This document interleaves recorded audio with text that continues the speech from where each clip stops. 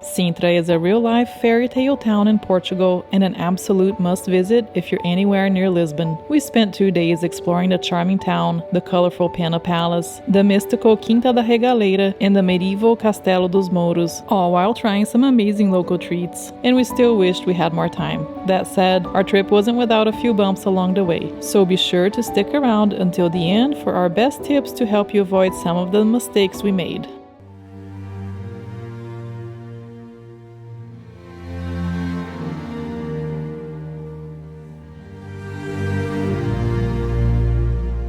Quinta da Regaleira was our first stop in Sintra, and it immediately felt like stepping into another world. We bought our tickets at the door and headed straight for the most famous spot here, the initiation well. This spiral well isn't actually a well at all.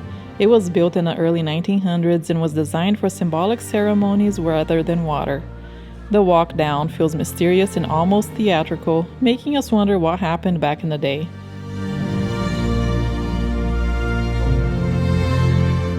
From the bottom of the well, you enter a network of underground tunnels and caverns that connect different parts of the estate. It's dark and a little eerie, but that's part of the suspense. These tunnels were intentionally designed to make you feel like you're discovering something secret.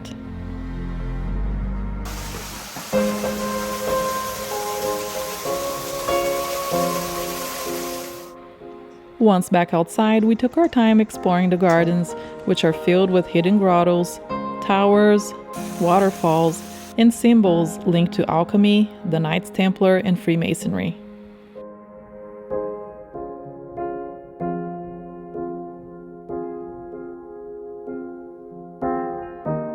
Be sure not to miss the Regaleira Tower for beautiful views over the estate, the Chapel of the Holy Trinity with its intricate details and Templar symbolism,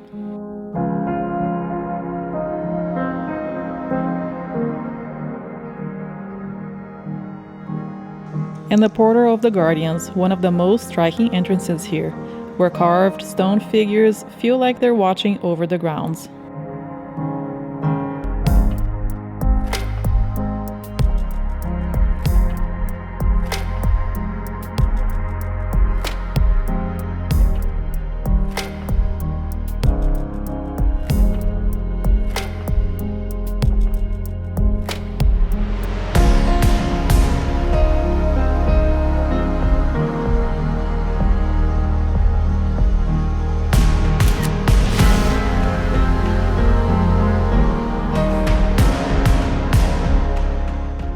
After all that exploring, we stopped for lunch at the on-site cafe before continuing on to Pena Palace. The prices were reasonable and the menu offered a good variety to choose from, and the food came quickly and was pretty good for a tourist spot. In total, we spent about 2.5 hours including lunch.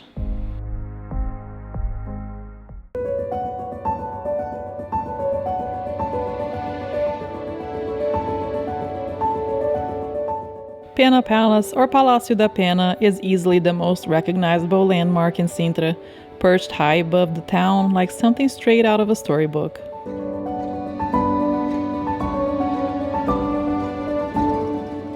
Built in the mid-1800s, this colorful palace is a masterpiece of Romanticism, blending Gothic, Moorish, and Manueline styles, and the bold reds and yellows make it impossible to miss.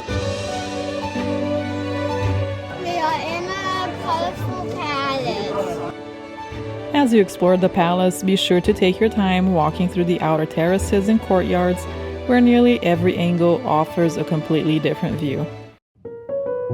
Inside, the rooms give you a glimpse into royal life in Portugal, from ornate ceilings and tiled walls to preserved furniture and decorative details. Even if you don't spend long indoors, the exterior walkways, towers, and viewpoints are absolutely not to be missed.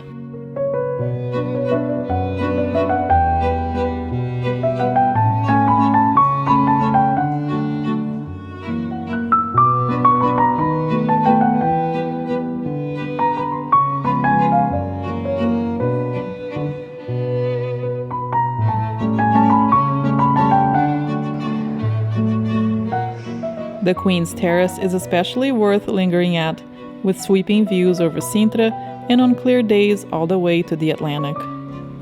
Surrounding the palace is the Pena Park, filled with winding paths, exotic trees, and hidden viewpoints. A quieter escape if you want to step away from the crowds for a bit.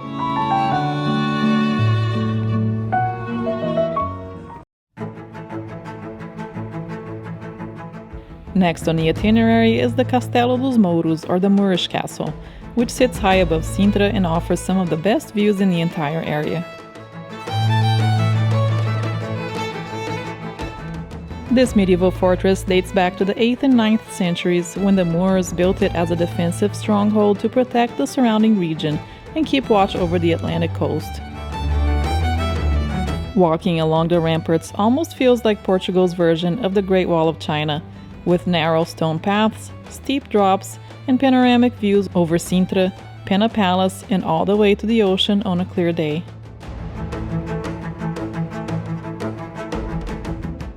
And we heard that this castle is for sale, so if anyone's interested, look it up.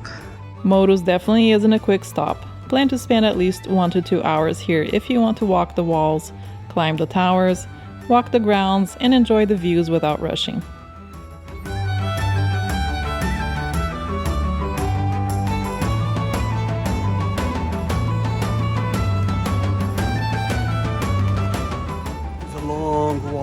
All the way to the top to catch the bus, and they still have more hills. Moorish Castle may not be as ornate as the other palaces in Sintra, but its history, setting, and unbeatable views made it one of the most memorable stops for us in Sintra.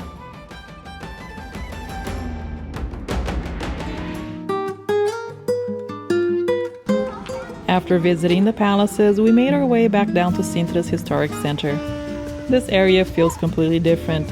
Narrow cobblestone streets, colorful buildings, and small local shops tucked around every corner.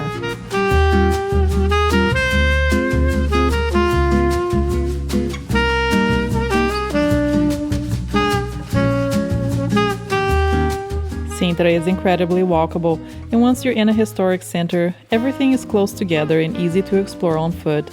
Much of the old town is traffic restricted, which makes it feel relaxed and pedestrian-friendly as you wander.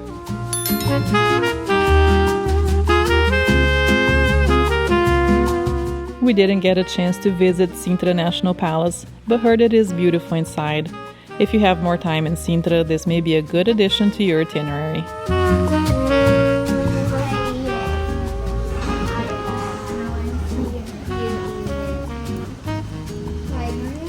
Risotto, shrimp risotto. And this is the veal with mushrooms. One stop you can't miss is Piriquita, one of the most famous pastry shops in Sintra. And yes, it's usually very busy. This historic cafe has been serving traditional sweets for generations, and for good reason. We ordered the must-tries Travesseiros de Sintra, which are flaky, pillow-shaped pastries filled with almond cream.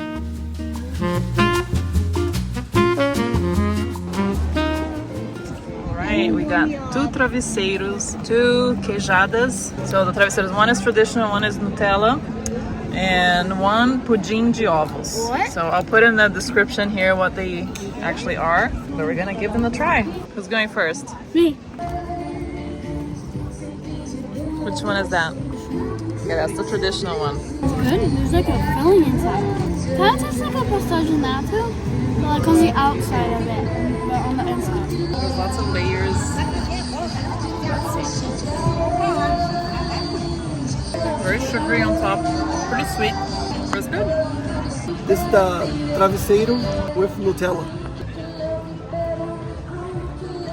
They have several layers, but it's good. Like the taste tastes really good. This is a queijada. Looks kind of interesting, but let's try it. And that tastes like a cinnamon roll. It's good. So this is the pudim de ovos. It looks like an egg yolk. And it's very jiggly too, so I hope it doesn't pour down here.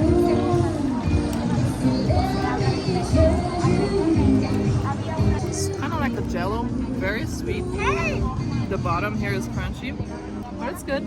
Tastes like Sweet. eggs. No, it doesn't taste like egg. I think the travesseiro was my favorite one. I love you.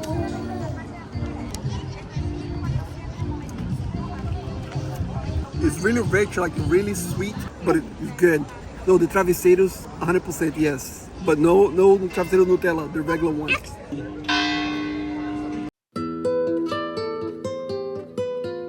For dinner, we went to a restaurant on the outer skirts of Sintra recommended by friends of ours who live in the area, called Cabra Macho. And well, from the wait on the outside, we could tell it was going to be good. The place is rustic and small, and after waiting the time we did to sit in the food to arrive, we knew it had all been worth it.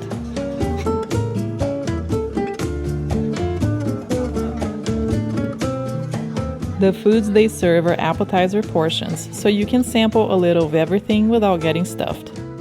Overall, the food was great, and we'd recommend it for that alone. However, it might be best to arrive earlier and when you are not so hungry.